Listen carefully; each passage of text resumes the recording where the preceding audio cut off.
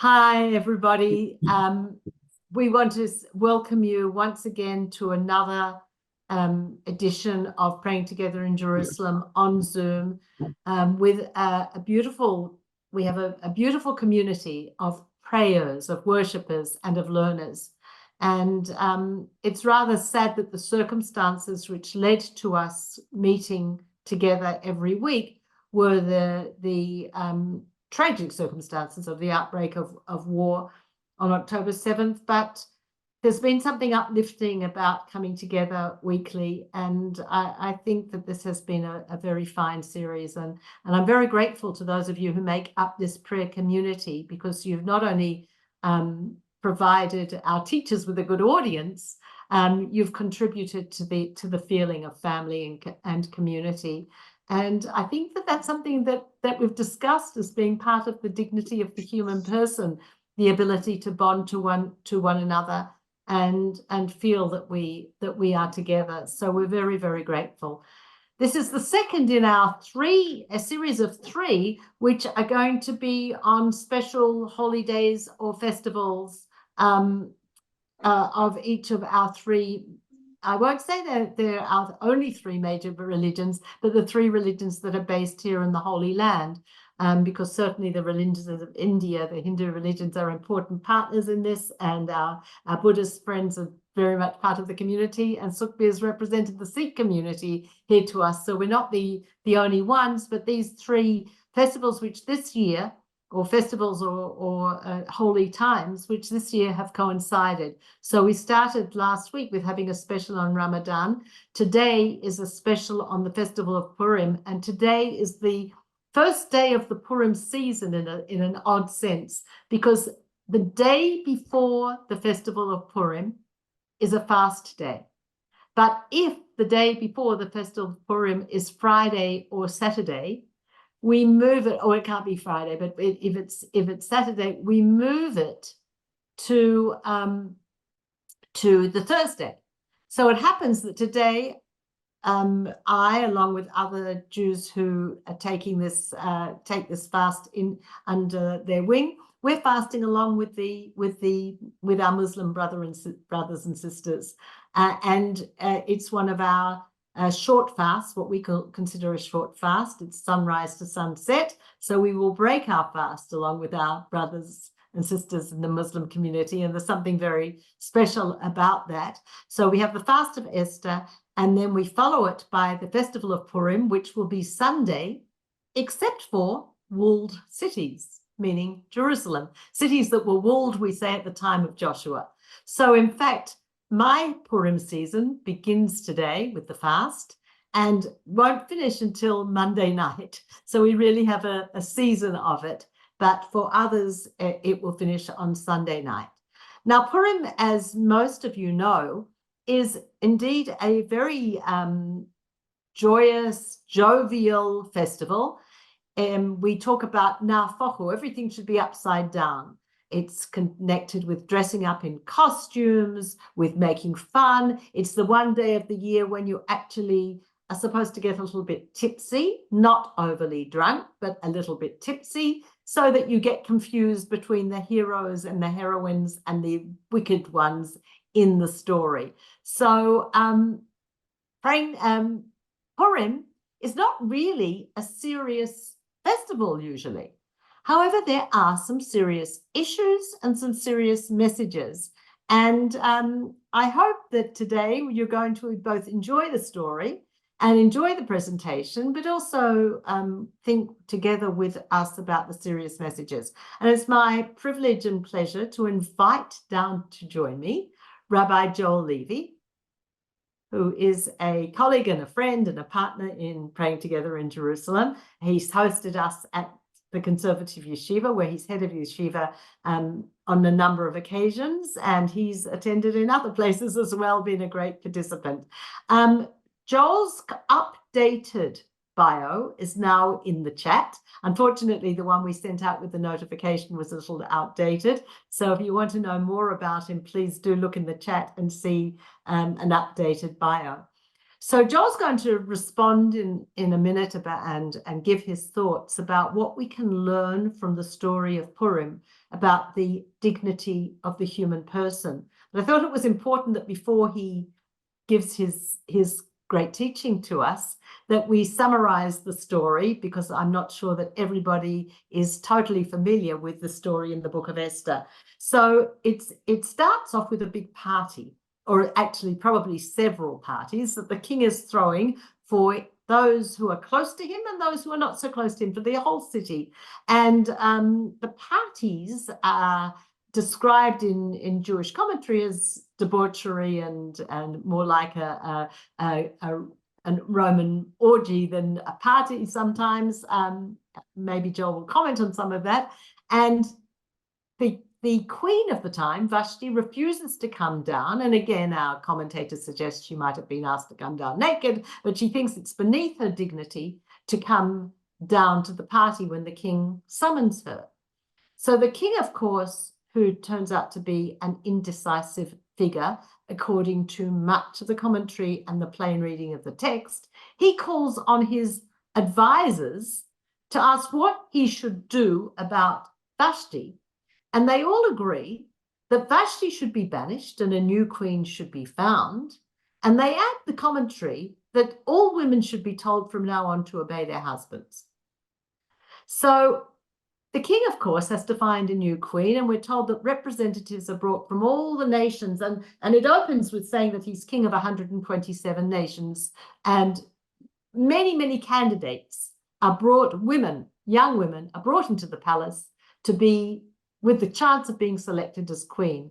And one of those is our hero, Esther, who is described as the niece of Mordecai, and that's her main claim to fame as the story opens, that she's born into this family who she's an orphan who's being looked after by Mordecai, who is also a hero of the story and clearly a community leader. Mordecai tells Esther that when she goes into the palace, she should not reveal that she's a Jew. And it's a very interesting part of the story. And I don't know whether Joel will comment on that, but it's because she seems to accept this idea that she shouldn't reveal who she is without knowing there's any particular mission for her to take care of at this time. So while Esther is busy refusing to be dressed up and adorned like all the other, she's in the harem, she's being groomed for her chance to meet the king. And while all that is happening, Mordecai has inserted himself into the outer courtyards of the palace in some way. There's some question as to exactly where he is, but he happens to overhear two palace guards plotting to kill the king. And he tells the king, or gets the message to the king about this plot to overthrow it, and it's written down in the book, in the Chronicles. And so Mordecai is not immediately rewarded or acknowledged for having saved the king's life. Meanwhile, the wicked man comes onto the scene. His name is Haman, and he is very offended because Mordecai refuses to bow down to him in his position of power and authority, where he has said that everybody should bow down to him. Now, again, the text leaves open much interpretation whether Mordecai doesn't bow down to anybody other than God and won't bow before a person, or whether Mordecai is resisting temporal power, or whether it's Haman himself that he doesn't want to bow down to, and we can think about that. But he refuses to bow down to Haman. Haman gets so angry that he decides that not only should he kill Mordecai, but he should kill all the Jews, all his people. And so he devises a plot, and he tells the king, and this is the word Purim comes from the word for lots, like a lottery type lots. He draws out the date from a hat, and he tells the king that he wants to kill all the Jews, and he's happy to pay for it out of his own funds. Now, it's interesting that the king then says, no, you don't have to do that. Here's my ring. You can, I'll do it. I'll do it. again, very interesting. And again, I don't know whether Joel's going to comment on that because I have no idea what line he's going to take. But that's part of the story, as the king says, you don't have to pay for it, I will. Mordechai gets word. In fact, not only does Mordechai get word, but it looks like the Jewish community gets word, and so do the people of Shushan, the capital. And it says everybody's bewildered, and they're partly bewildered because it's a full 11-month wait between the time the announcement is made and the set date which Haman has drawn from a hat. He won't do it any other day because he's very superstitious. It has to be that date. And so there's an 11-month wait. And meanwhile, the Jewish community has obviously got on very well with the people of Shushan. They're all at this party together that the story opens with. And now the neighbors are told, well, in 11 months, we're going to kill you all. And the Jewish community says, oh, in 11 months, we're going to be killed. So Mordechai gets word to Esther, who apparently hasn't heard about this. And Esther says, well, what do you want me to do? And Mordechai says, you've got to do something. You've got to do something. You are in the palace in a position of authority. You're the only one there. You've got to speak to the king. She said, I can't speak to the king. You can only speak to the king if you're summoned. You can't make the approach. But Mordechai says, well, it's up to you. If you don't, because you haven't admitted who you are, if you don't do anything, you'll survive. The rest of us will die. And maybe you should take the chance. So Esther asks for all the Jewish community to fast with her, hence today, the fast of Esther. It was 3 days, we were only doing one. They should fast with her in preparation for this big event. And she goes towards the king, and she's scared that he could just say off with her head. But in fact, he admits her. That's seen as the first step of her courage and her success.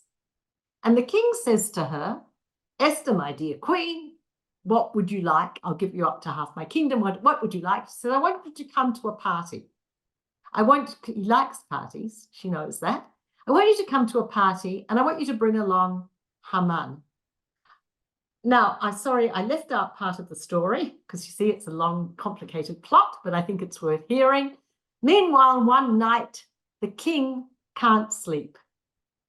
And the king can't sleep. It's very interesting because you probably are aware that this is the only book in the Bible, in the Hebrew Bible, the Tanakh, where God's name is not mentioned.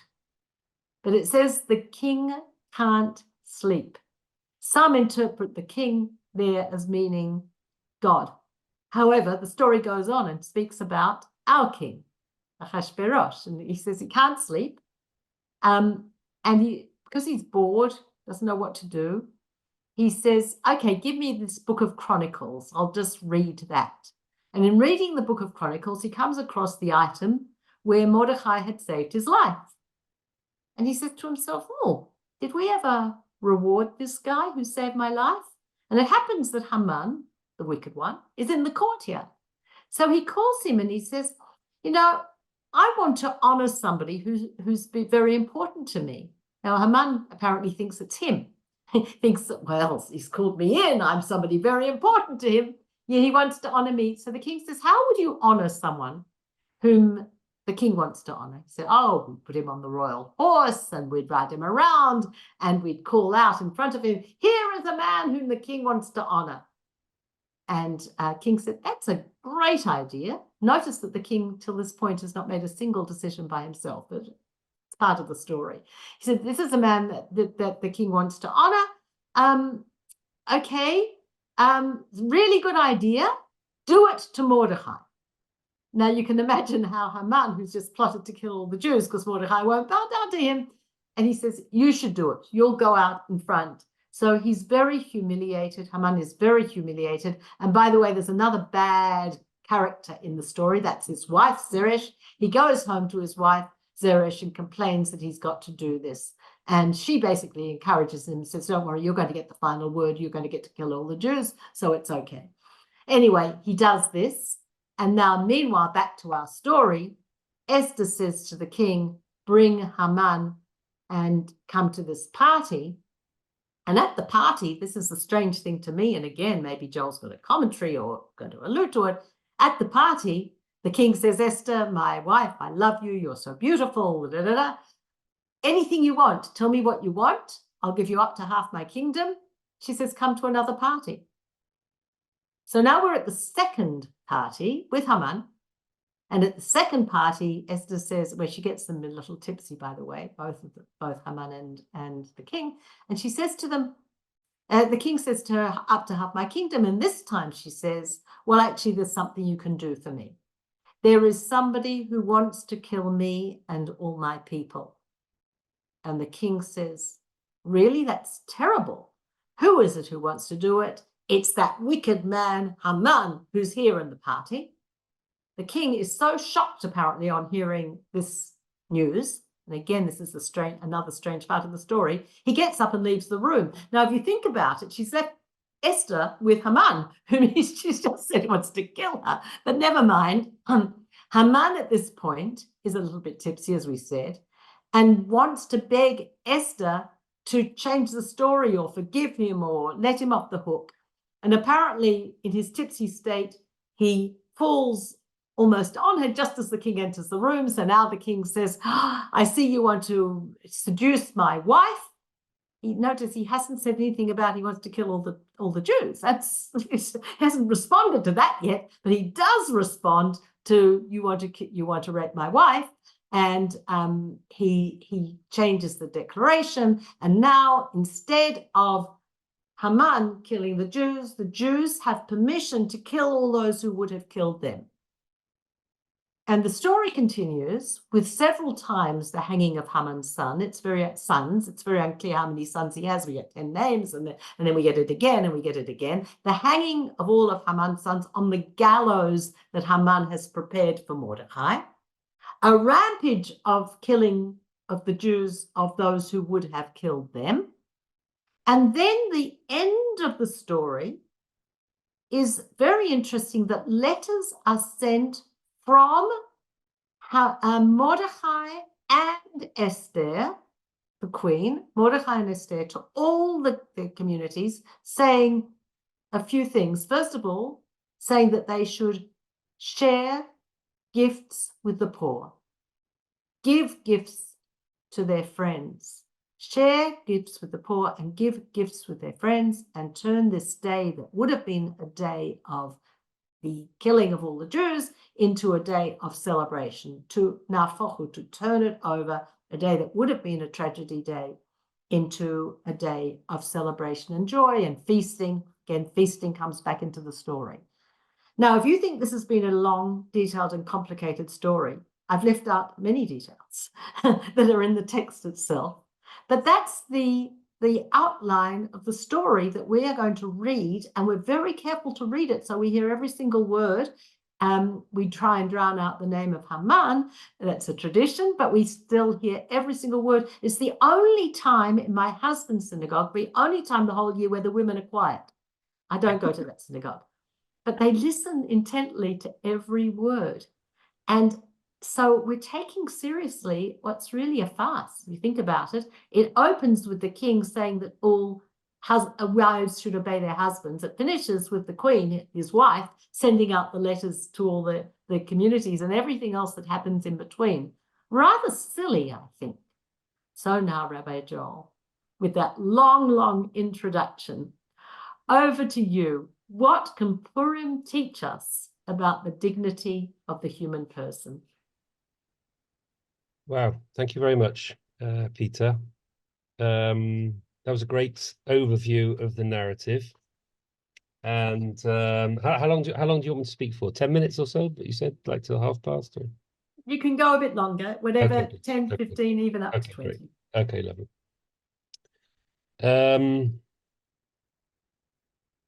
So I'm not going to go back over those details. I'm going to take a step back and think a little bit about this very, very strange story, and a little bit about how seriously the Jews have taken it. And I think I want to begin where Peter ended, which is that the story, unlike any other story of the Bible, really presents itself in some way as a farce or as a fairy story. And you could think, well, because it's a fairy story, it's not serious. It's not telling us anything serious about the human condition. It's not telling us something important about what it means to be a religious person. But the rabbinic tradition certainly didn't take it that way. We have all sorts of traditions that say that whereas in the future other traditions might be dropped, we'll never drop the telling of the story of Esther and the reading of the Megillah. It's not a tradition that will ever be lost from us.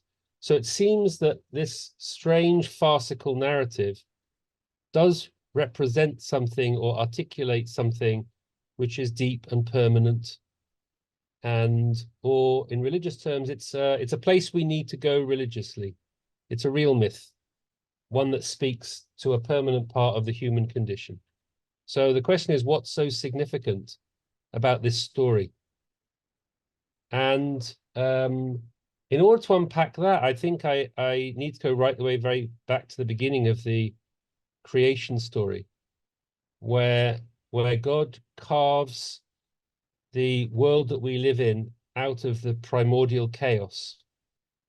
And in the biblical tradition and the rabbinic tradition that follows, that chaos is never dissolved.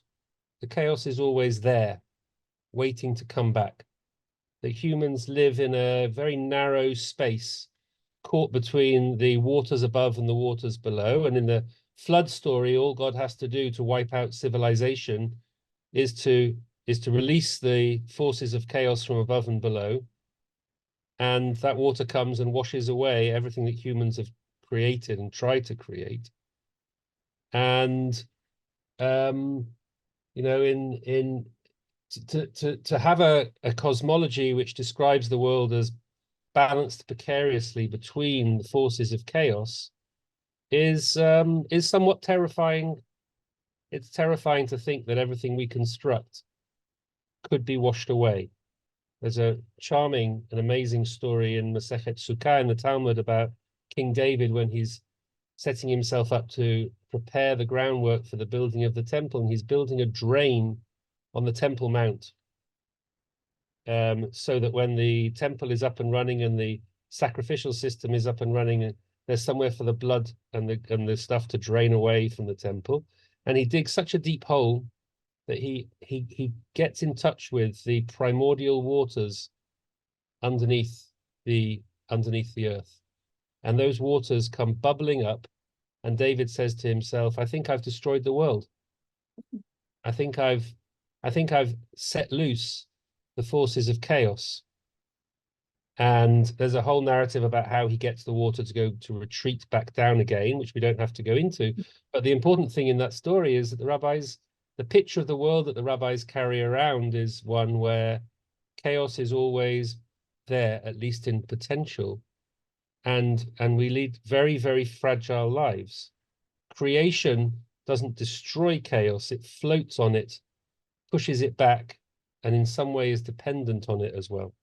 The world is not a safe place. The Jews living in Shushan and in the Persian Empire lead a very, very vulnerable life. The story is not a happy story. The survival that takes place in the narrative that Peter described is one which gives a temporary respite.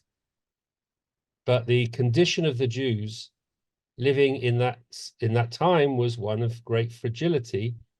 The rabbis asked the question, why don't we sing Hallel at Purim? Why don't we sing our normal set of psalms that we sing on days of salvation and joy? And one of the answers, which resonates very deeply with me, that's given is the reason why we don't say Hallel at Purim is because the beginning of the story is the end of the story. Meaning, when you get to the very end of the narrative of the salvation of the Jews of Shushan, the Jews are in the same vulnerable position they were at the beginning. It's just that they managed to survive for another cycle, as it were. Who knows who the next king is and what his designs will be. And the only way that the Jews were saved in Shushan was through realpolitik and the inveigling of a pretty young Jewish woman into the bed of the king in a way which is profoundly undignified, was very disturbing to the rabbinic tradition. How could it be the right thing to do to, you used an interesting word in your introduction, Peter. You talked about her being, I can't remember exactly what the word you used, like when you said she was being prepared in the harem, like she's being groomed is what you said. Like, so she is groomed for power, because the assumption is that the Jews won't survive unless they can inveigle themselves into the seats of power, because that's the only way you survive if you're in diaspora and have no genuine sources of power to protect yourself. So the story is one of profound indignity, I would say. And I'm always very suspicious when I'm told to get drunk for any particular reason. I assume that if someone tells me I should get drunk and happy, they're trying to cover something up. And in this case, I think a lot of the drunken jollity is adolescent and suppressive and is covering up for what is really a desperate story of survival. And the drunkenness is in some way a suppression of looking reality in the eye, as it were, because the reality is so terrible that one could be wiped out on the whim of a king, and your only salvation comes from the realpolitik of grooming a young girl to come and gain some degree of political power with him. So that paints a pretty desperate picture. And I suppose, look, if I was asked to say something about human dignity in this narrative, and in some ways I would say, at least on the surface level, this narrative is describing a situation which is the least dignified that one could imagine, where one's vulnerability informs all your waking hours, and the respite is temporary, and there is no real power but only influence, which is gained through a very disturbing and unpleasant method of inveigling yourself with people who genuinely have power and authority. So that's the dark side. That's the kind of dark side, I would say, of Purim.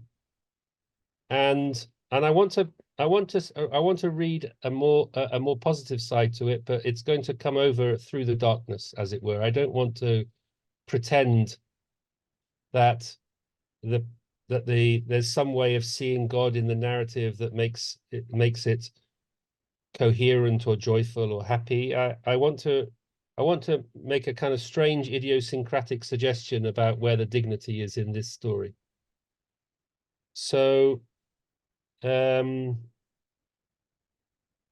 story that we tell, that narrative that we tell, where the story begins okay, it's kind of a happy place, and then we go down into a place of desperation and fear, and then there's a happy ending. That story that we tell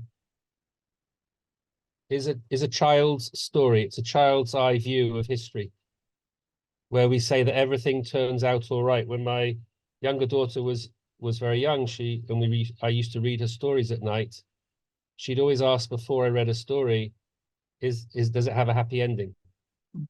And she wouldn't allow me to read a story that didn't have a happy ending.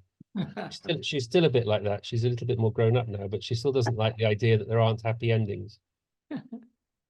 Which is, I suppose, like all of us, we don't like to tell a story that has a sad ending.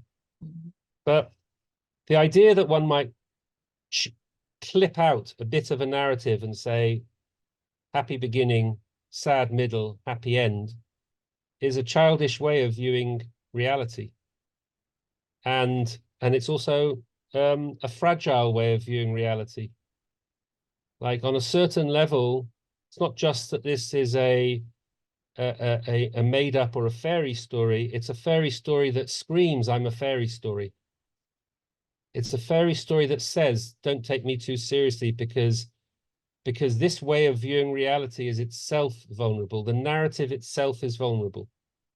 Meaning, I would say something like, at Purim time, we are more aware than ever as Jews of how the story that we tell itself is a fragile fabrication, meant to make us feel better, but not necessarily rooted in reality. And I need that narrative to make me able to face the world and get up in the morning and get out of bed. The story that says everything's going to turn out all right. But reality isn't like that. We could tell the story of our lives in such a way that the end of the story is, illness, decline, death, pain.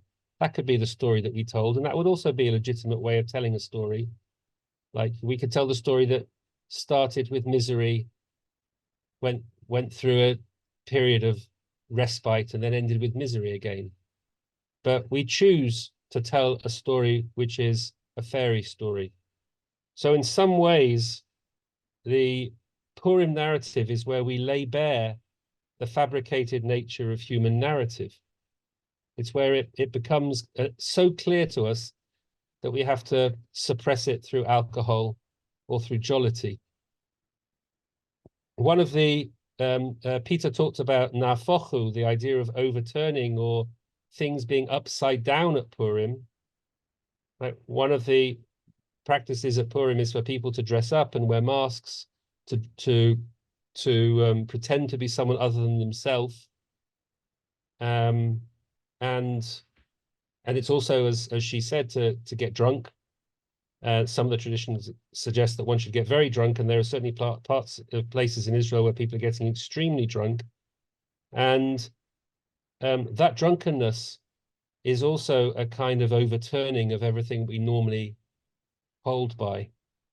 The rabbis say that you should get so drunk on Purim that you don't know the difference between blessed be Mordechai and cursed be Haman.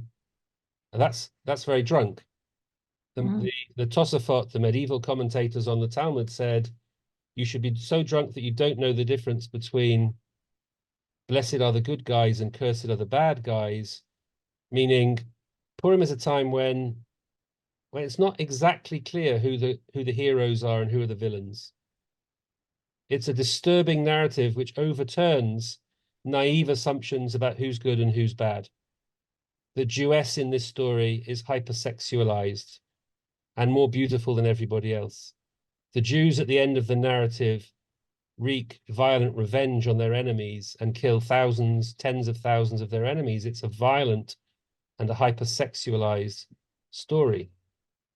In that sense, everything is topsy-turvy and upside down. It's a kind of strange, perverted fantasy. And that overturning of that confusion about who the good guys are and who the bad guys are is extremely disturbing. Extremely disturbing. To get yourself to a state where you're not sure who the good guys are and who the bad guys are.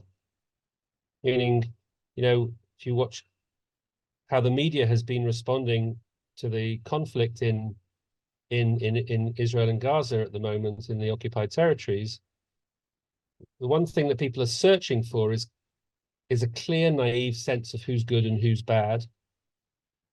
And it's very often the case that oversimplification of who's good and who's bad is the made-up narrative of what we like to say that would make us have a strong sense of who we are in the world and what our purpose is. But the world doesn't present itself in its reality like that. The world is often much, much more disturbingly gray.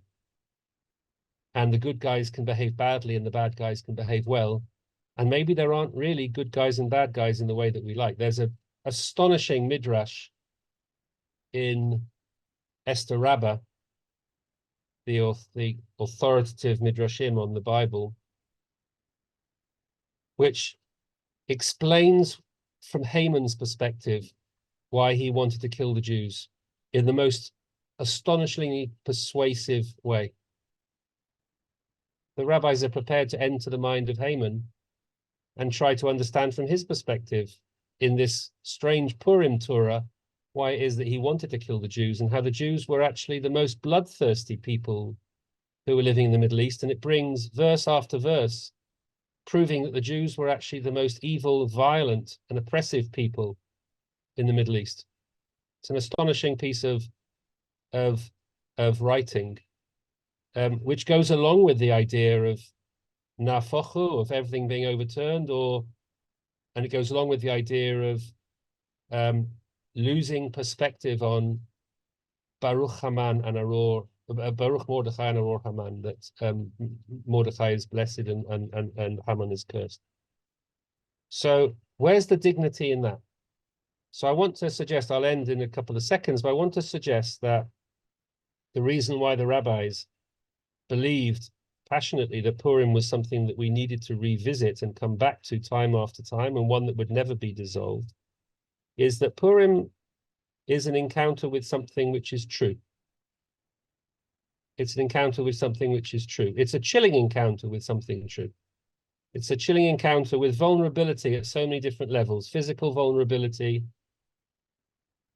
religious vulnerability, the disturbance of not knowing who's right and who's wrong, and that there is a dignity in having a festival which is prepared to view the fabricated nature of human narrative, to look it in the eye for a second before we look away.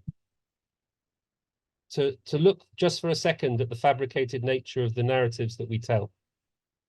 Interfaith dialogue is terrifying. Humans haven't normally done that.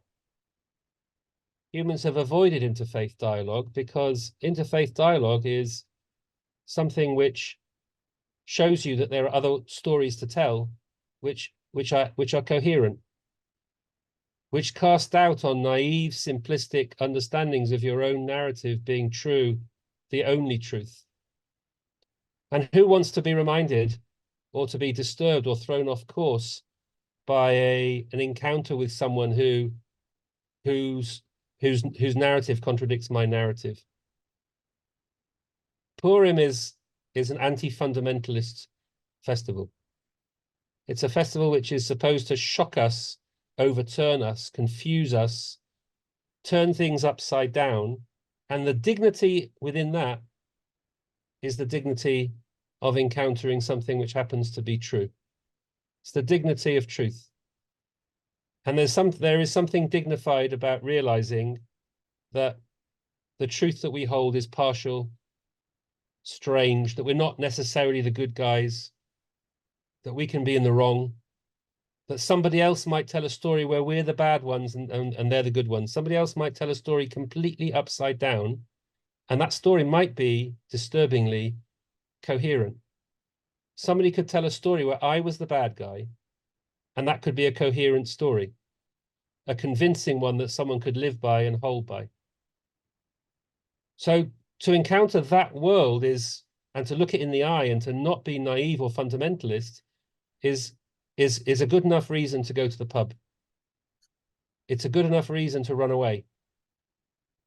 Like, were one to look that in the eye too deeply, it might overturn everything, and I could lose a sense of perspective and lose a sense of what my moral compass was, because to encounter people who view me as the enemy and me as the bad person, the guy with the black hat, could disturb me to the extent that I could lose my moral compass entirely. And that's the potential danger at Purim.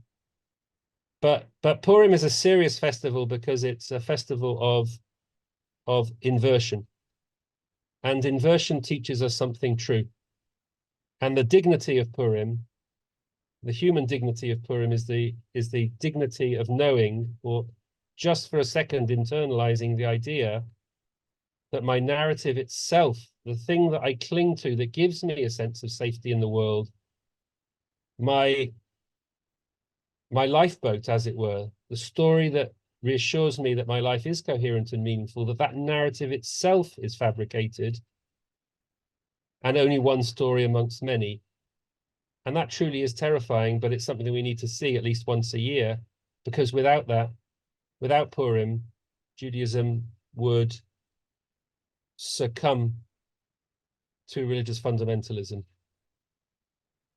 I'll pause for a second. I'll pause for a second. Wow, you've given us so much, Joel. I'm blown away by the depth of what you've said, and the word depth, but the concept that we're sitting on chaos. Chaos is the reality underneath everything, and that from time to time we have to let the chaos in. It's not a bad thing. Thank you so much. I do want to give an opportunity if there are questions or comments from participants. I've got many things I'd like to discuss with you, but we'll just see if anybody else would like to come in to the conversation at this point. Please don't be shy if you would like to make a comment or ask a question. Richard, I can see your hands up. Please unmute yourself and join the conversation. Thank you for such a profound articulation of this story. The point that really strikes me is that we are inherently a contradiction of both a good side or a constructive side and our darker side, and to confront that always is what we are faced with. And here, when talking about the story of the worldview of perceiving myself as good and looking at the other as the evil, it's always necessary to have that vigilance in terms of self-awareness of how we are perceiving, so that well, like you say, it's a confusion between what we see as the good and the evil, and the gray area that presents. So that's very striking in terms of what you were saying. Thank you. Do you want me to comment, or do you want to take a few ideas? Or I'm happy to respond. You're happy to. You're welcome to respond. We'll see what. Okay, I think people have asked how we can celebrate Purim at this particular time with the war going on, and I think what they normally mean by that is, how can we be happy when everything's so crazy and there's so much pain and hostages are still being held, etc. But I'm thinking something completely different. I'm thinking it's really hard to celebrate Purim this year and to acknowledge the possibility that I might be wrong, because in war, Israel is trying desperately hard not to look at the damage it's inflicting. And I'm like that too. I find it hard to listen to media from outside Israel to talk about people who are being hurt in Gaza, because I'm loyal to my people and I'm trying to maintain a narrative that the war is coherent and justified. And in war, that's what you do. Like in wars, people tell their own story and don't listen to other people's stories. That's what you do if you're fighting a war. It's what we're doing. It's what the Palestinians are doing. Like, we're all trying desperately not to listen to each other, because listening to each other would undermine the polarity of right and wrong. It's just that we're telling different stories about who's right and who's wrong. And the reason why I'm dreading Purim in some way is that really Purim is the time to be open to the possibility that I'm wrong. And that's excruciatingly difficult at the moment. It would mean I would have to hear the cries of the people who I'm hurting. And I'm not even sure I'm capable of doing that this year.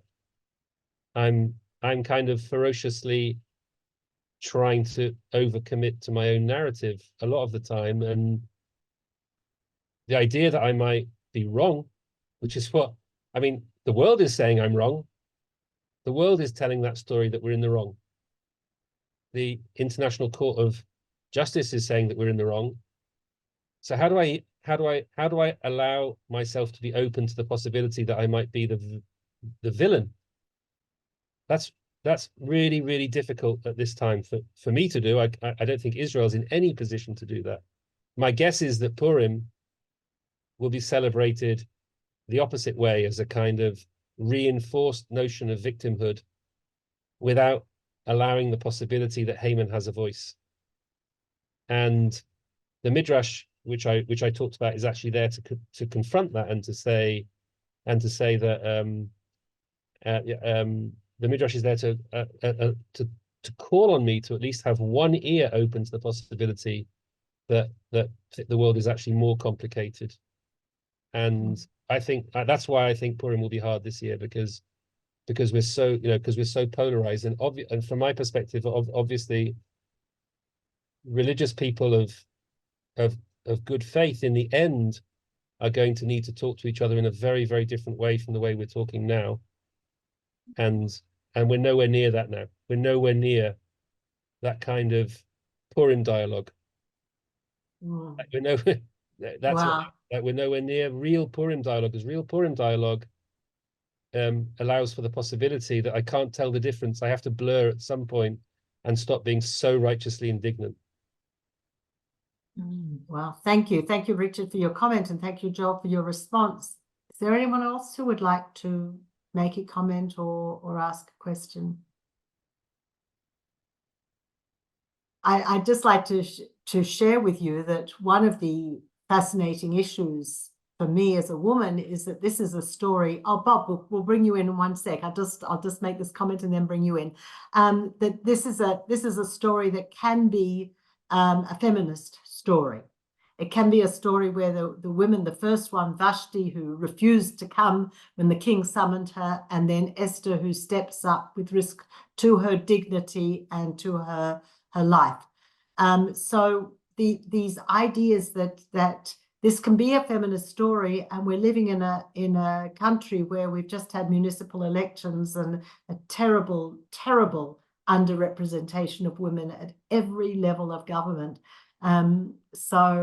Yesterday I had the privilege of being at the President's house for a take on the Book of Esther, which was sponsored by 929, an organization which reads a chapter of the Tanakh every day, but it was a special for women, and it's co-sponsored by women's organizations to tell the story from the female perspective, and you've brought us back to this war and this situation we're in. And one of the comments was that yes, women take the lead in every area of society in this country except the war cabinet and the government.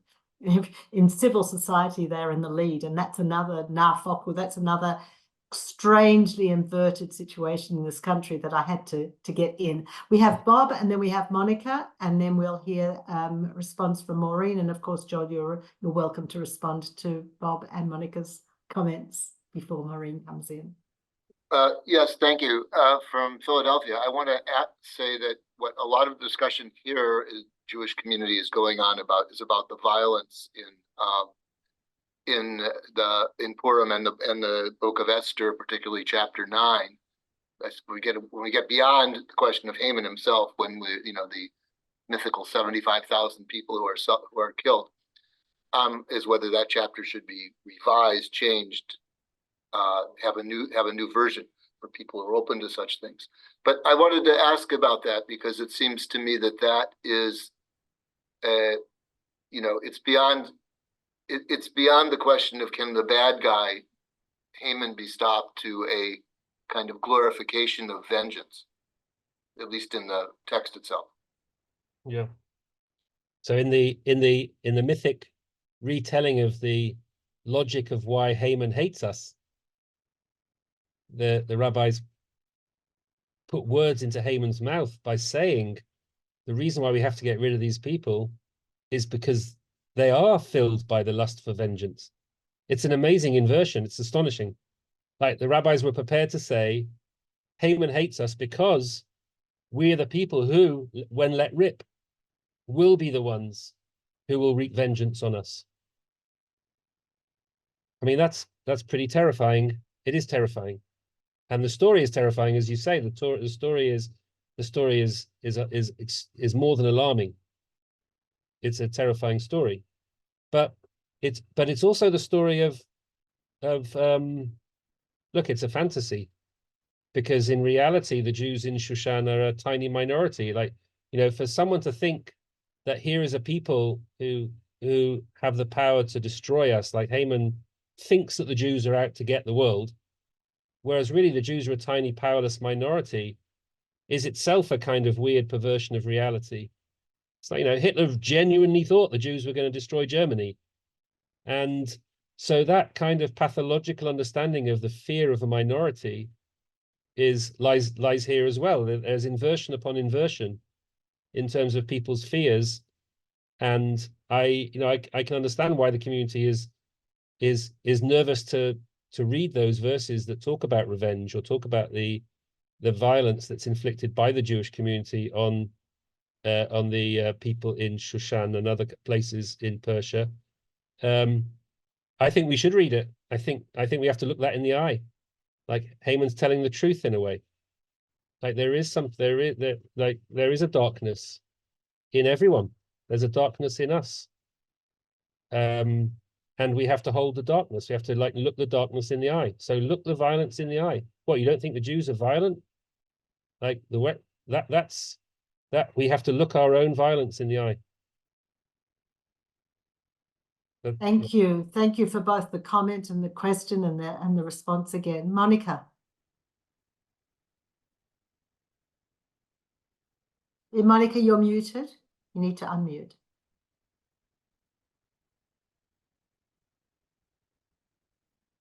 You're still muted, Monica. We're not hearing Yeah, you. I prepare a short There we go. passage. I prepare a short passage of the Esther prayer. It starts from the prayer of the Jewish woman by Morasham. And Monica, we're not up to the prayers section yet. We're just going to finish off the learning and then we'll come back to you for a prayer. Is that all right? All right. Because we're not at the prayer section yet. So if there are no further comments from the group, then I will.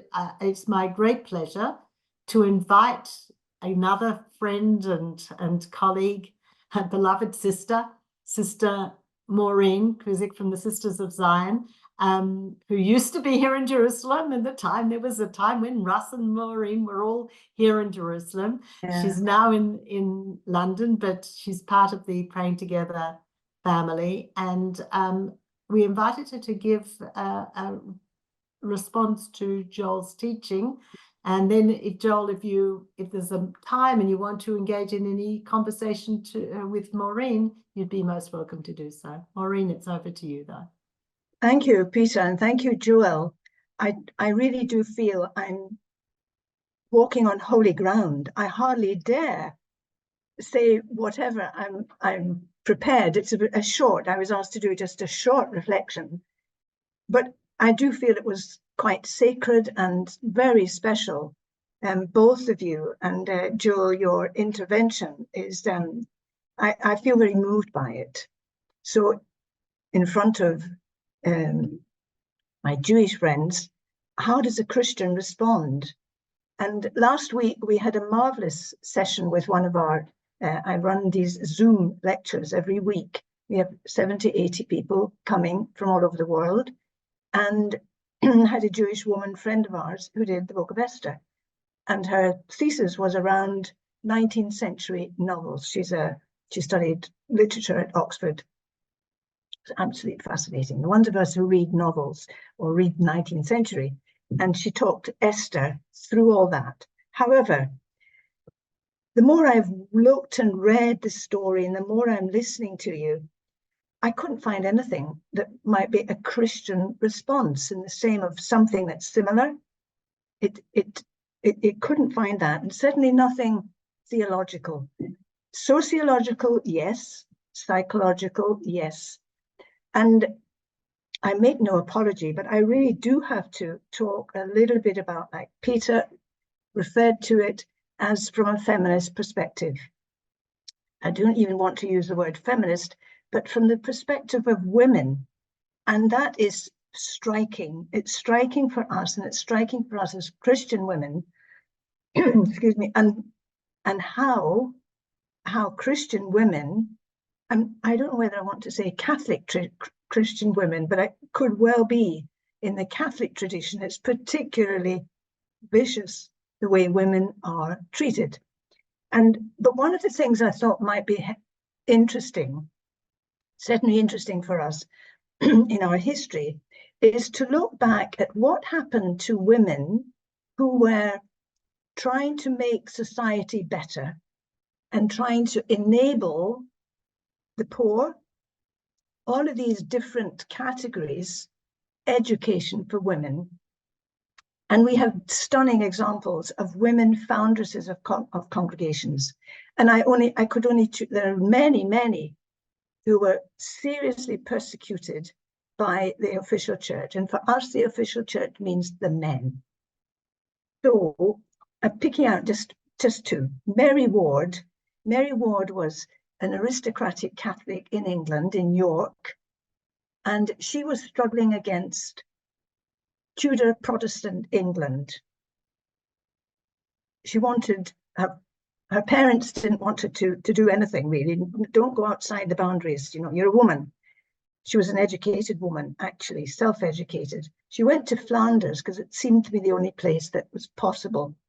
And she began school. She had a group of women around her who began to educate women that were not being educated. Well, the church went for her, didn't they? The church forbade her to work with these other women, to come out of their convents. The doors were locked. We're talking about the 16th century.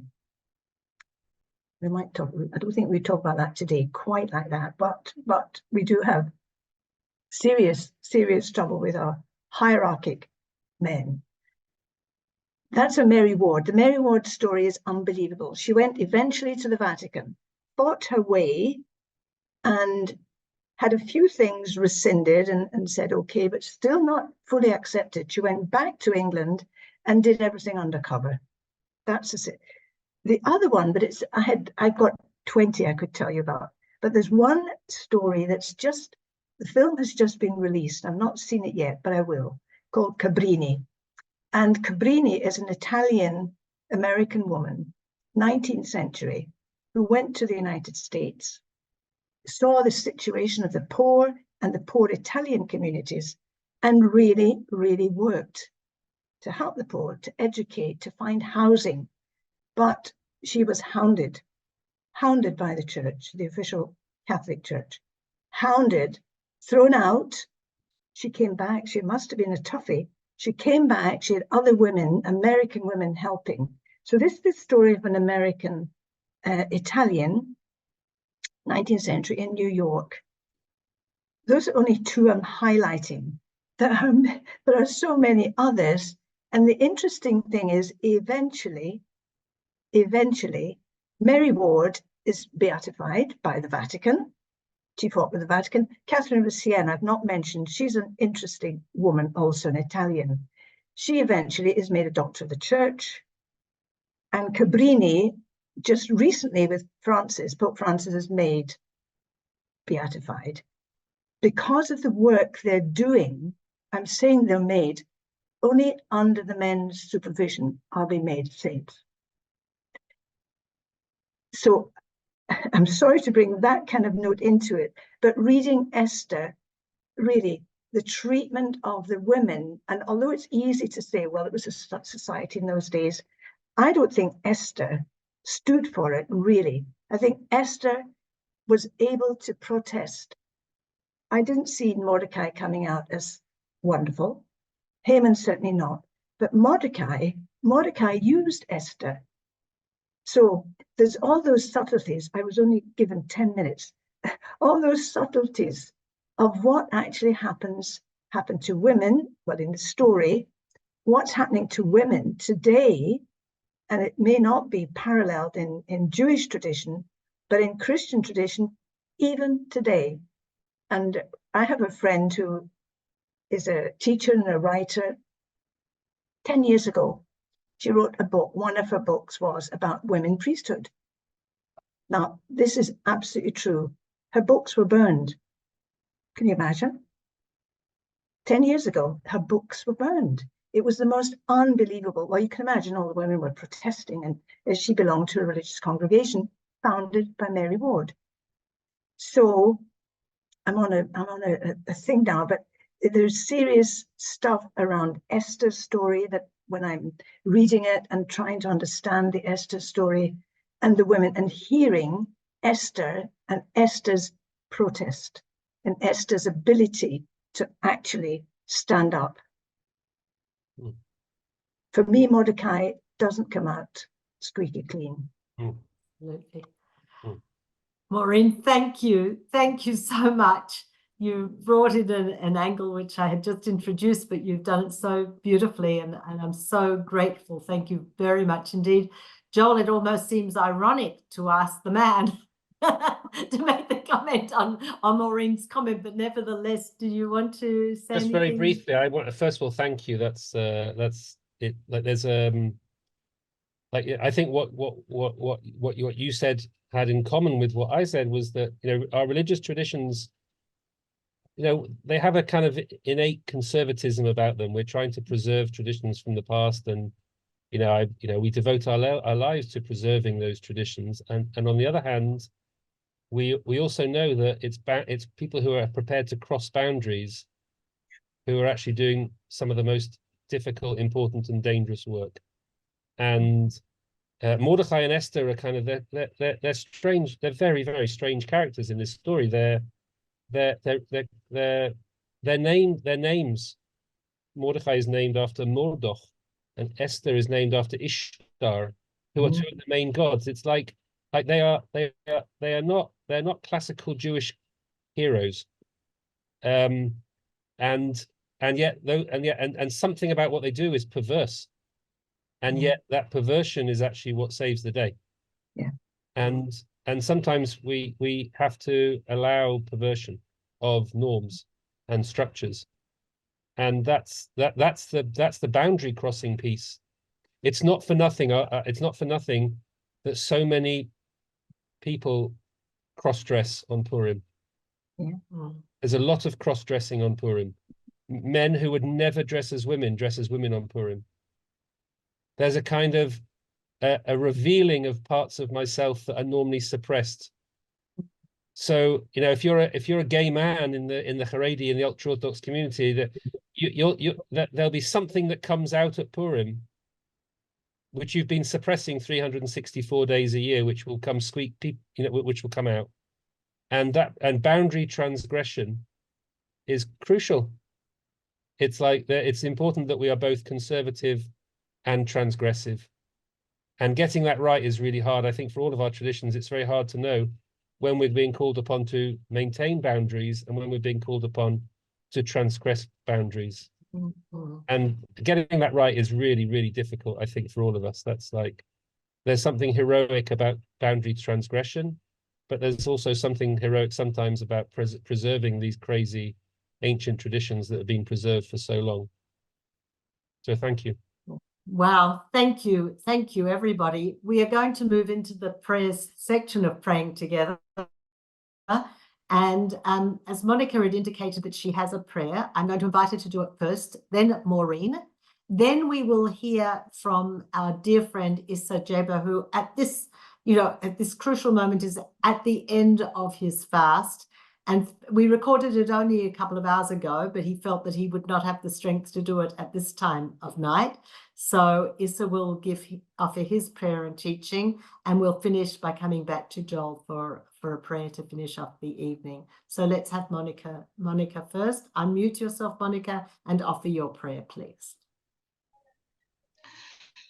I offer this prayer in Italian because unfortunately I don't have the translation in English. Io evoco davanti a te le gesta del tuo amato. Inizierò a parlare di Abramo. Lo hai testato con ogni prova, lo hai esaminato e hai trovato il suo cuore fedele a te. Aiuta e sostieni i figli del tuo amato, accoglili nel segno del patto, combatti la nostra battaglia contro Aman, esegui la nostra vendetta contro il figlio di Amidatà, attraverso il tuo popolo Israele. L'avversario e l'aguzzino del tuo popolo ha chiesto di eliminarci come un unico agnello. Si è posto come il loro nemico in ogni luogo in cui risiedono. hai stipulato con noi un giuramento di un patto eterno. La legatura di Isacco ci innalzerà. Aman ha gettato l'argento davanti a te per comprarci con 10.000 talenti d'argento. Ascolta la nostra voce, rispondici e facci uscire dall'angustia all'agiatezza. Tu che distruggi gli avversari, distruggi Aman e non ci sia rivalsa alla sua caduta. Would you like to, Monica, just in one sentence, tell us what your prayer was? You need to unmute. Just tell us what it was about. This prayer reflects very well the state of inversion from good, from bad events to event of salvation. Wow, that we're saying at the moment when we say the prayers for the hostages every day now, we say we use a line that says that we need to move from deep sadness to great joy, and from affliction to as you say, I'm blank on the word, but from to great joy, from the depths to the joy. So thank you for sharing that with us. So we're very, very appreciative. Maureen, please. I'm going to give a little bit of an apology because I've used some of Jonathan Sacks' prayer that he has given for Purim, but I also want to, I think it's a moment when I can offer apologies for Christian tradition of such shocking anti-Semitism through our own scriptures. So it's partly that, and this just to be able to join with an interfaith group and to say from Christian tradition there's deep, deep sorrow, and that's a great deal of what our work as Sisters of Sign is about. So it's a very short prayer, but it's a little bit adapted of Jonathan. And I would like to say this for all the Christians who are here. May you go out into the world walking tall as Jews, walking unafraid as Jews, and may you be true to your faith and a blessing to others regardless of their faith. May you hear God's call and answer it. May you all bring blessing to the world. Amen. Amen. Thank you. Wow, it's been very moving. We're going to have a slightly different take now while we hear Isa's reflection on the time he's in and the time that we're all in on Ramadan. And as I say, then we'll come back for Joel's prayer to finish off the evening. So Tali, let's hear or see Isa. You want the prayer at the end or the whole? No, his discussion, please. Yeah. Good time for everybody. I'm going to read some verses from the Kal chapter, Al-Baqarah chapter, second part of the Holy Book, Al-Quran Kareem. Those verses are dealing with the issue of fasting of the Muslims all over the world, where the fasting together with praying were ordered to the Muslim people, to the faithful Muslims, after the process of getting up of Isra and Mi'raj of Prophet Muhammad. I believe it was in the second year of his getting his message. So I start with A'udhu Billahi Minash Shaitanir Rajim. Bismillahir Rahmanir Rahim. يا أيها الذين آمنوا كتب عليكم الصيام كما كتب على الذين من قبلكم لعلكم تتقون. In this verse, of course, the Lord orders us that fasting became a must for the Muslim people, as it was a must for the other peoples before us, before the Muslims.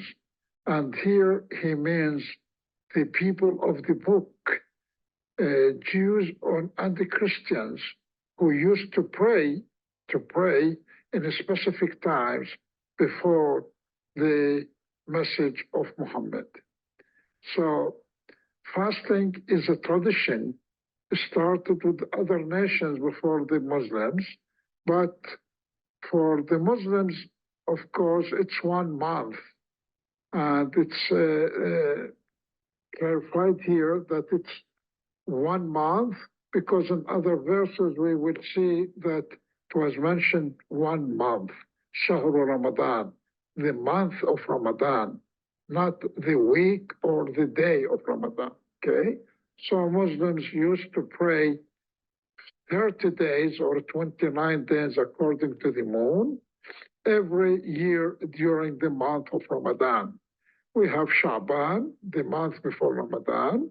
During Shaban, as volunteers, we can fast as well, specific days, but it's not must. What's obligatory for the Muslims is the month of Ramadan, to fast from the beginning up to the end. When after we finish the month of Ramadan, we have the feast, the holiday, the feast of Ramadan of 3 days, where Muslims used to visit each other and to eat, in general, according to traditions, a lot of sweet things. Why? To show that after 1 month of fasting, we are celebrating the feast of breaking the fast. Okay, it's called in Arabic Eid al-Fitr. Al-Fitr means the breaking the fasting. Okay? To visit each other, to give presents to each other, etc., etc. And the other verse, it's written, it is like that. بسم الله الرحمن الرحيم أياما معدودات فمن كان منكم مريضا أو على سفر فعدة من أيام أخر وعلى الذين يطيقونه فدية طعام مسكين فمن تطوع خيرا فهو خير له وأن تصوموا خيرا لكم إن كنتم تعلمون. Here in this verse, the Lord clarifies for the Muslims that the fasting days are not forever, it's not months. Ayyam al-Ma'dudat, estimated days of fasting. But there are some exceptions where there are some people who are sick, old people, women who are pregnant who cannot fast. So this exception includes those people who are sick, who are not able to fast during that time. So for those who are sick during this month of Ramadan, they can eat, but they should repeat those days which are lost by them and other days and other months, okay, when they are healthy. When they are healthy after Ramadan, they can repeat those days of not fasting, okay? As well, people who travel a long distance, there are options. It means they are able to eat during Ramadan, but they should repeat those days and fast another day, as I explained before. What about people who are old people or chronic sick who cannot fast forever, anytime? Okay, there is a solution for them, that they should give as a kind of, let me say, to give money or food for poor people instead of fasting of that days. So it's another alternative to be given for people who can not anyway fast anytime.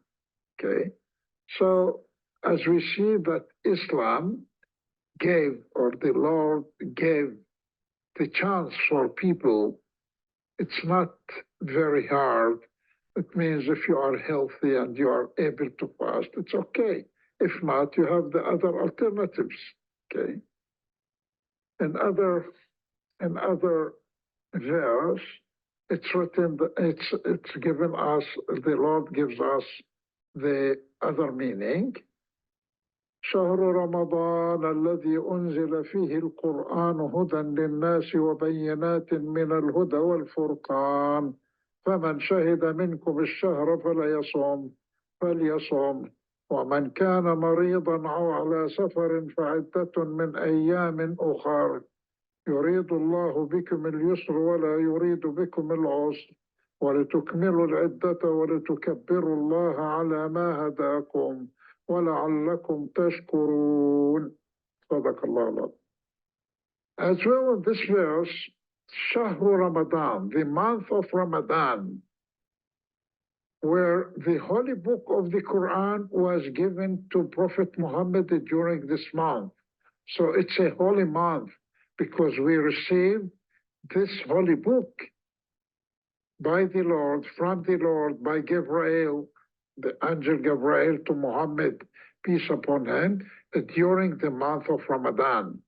And most of the important events in Islam occurred during this month of Ramadan. There wars, there a lot of important occasions happened during this month. Okay, so again, here there is repeating that if there is anybody who cannot really fast this month, so he can, especially sick people, they can fast another time as well. According to the three verses we just read here, it shows that fasting, first of all, it's a must. It's a must for every adult Muslim, women or man. Children, of course, as volunteers, they can start from early age, but it could be must for them when they are above 10 years old. As well, there are alternatives or open chances for those who cannot fast during specific days of Ramadan. They can, of course, break down Ramadan or the fasting, but they should repeat. They should repeat and fast on other days when they have comfortable time for that. At least in Ramadan, which is month of mercy, month of keeping connection with relatives, especially with the women side of our relatives, mothers, sisters, aunts, whatever, to visit each other, to help each other, to give charity. During this month, every Muslim should give a specific amount of money as a charity to cover and to let his fasting be accepted. So it's very important that during this month to give this charity for poor people before we finish the last day of fasting or before we start the days of feast of the holiday of Ramadan. We should give this charity for the poor people. Otherwise, our fasting will not be accepted. So as we explain here, that this month at least is something to connect you with the Lord, to connect you with the Prophet Muhammad's traditions, and as well to connect the Muslim with his people, with his relatives, with his community. So from the social and spiritual point of view, we see a lot of importance of this month, and of course to be aware of a lot of things that we couldn't do in other months, that we are given the time, enough time to do it during this month. So Muslims used to go a lot to mosques to pray, to keep connections with the others, to behave in a different way according to the orders of the Quran, to be more moral, to keep ethics in our life as much as we can, and not to pay much attention to the material life, and to focus more upon the spiritual life, because at least we are going to leave this world. We are going to keep only what's called a good name of ourselves after we pass from this world. So it's very important to keep fasting this month, and to try as much as we can to change behavior to the best way, and to be closer to the Creator as well, to the human being. Thank you very much. Thank you so Thank much. you. Beautiful. Thank you, Tali. We'll close it here. Show the participants. We'll just close this because I had the privilege of seeing it a little earlier. Tali, could you just stop the? Thank you so much. We are running late. I'm actually 3 minutes into the time in which I could break my fast. I failed to mention that at 5:30, while we were praying together in this broad international community of friends, there was a mass prayer of the Shema Yisrael, Hero Israel, at the Kotel for the release of the hostages. And I had meant to say that we're here together, and I think we've expanded the community by us praying together here like this. To me, is even more meaningful than being with my people at this time. This is a wonderful, wonderful gathering. And Joel, you made it so wonderful, and I wondered whether you would finish it off, wind it off with a prayer to end this gathering. And as we usually do with the final prayer, Tali, would you give us gallery views so that we can see each other as we pray together? There we go. Very nice. Thank you, Joel. So I pray that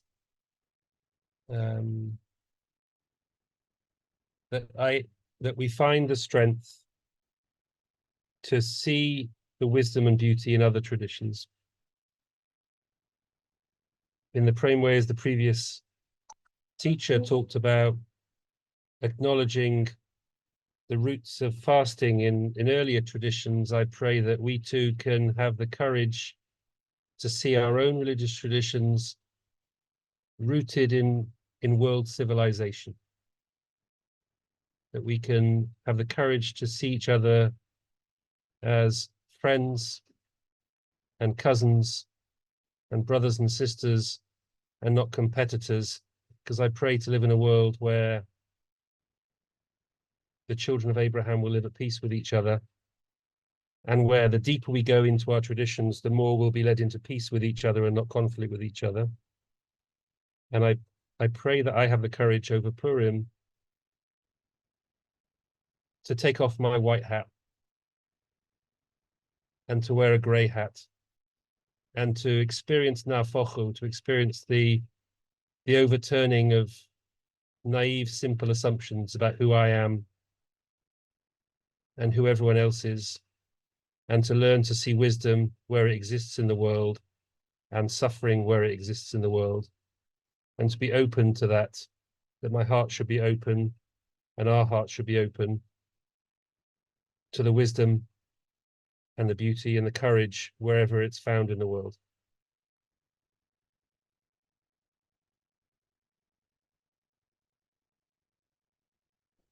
I'll end with that. Amen. A beautiful, strong thought. And in line with what Joel has just said, we will be next week having our Easter special. So we've had Ramadan, Pesach, and next week Easter. And we're going to do a magic trick. Bishop William Shomali, who has taught for us before, will be in two places at once. He'll be at the Church of the Holy Sepulchre, and he'll be here at Praying Together in Jerusalem. And as I did with Issa earlier in the day, I'll be recording him earlier in the day just ahead of our gathering. So it will be thoughts that he can share with us on Easter as well. We'll have two other teachers at least, and a Jewish response and another Muslim prayer as well. Hassan Manasra will join us for the Muslim prayer.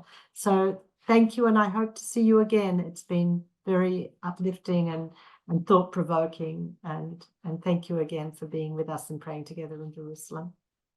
Thank you, Joel. Thank you, everyone. Thank you, Maureen, for your Thank you, words of Peta. wisdom Thanks, too. everyone. Thank you, everybody.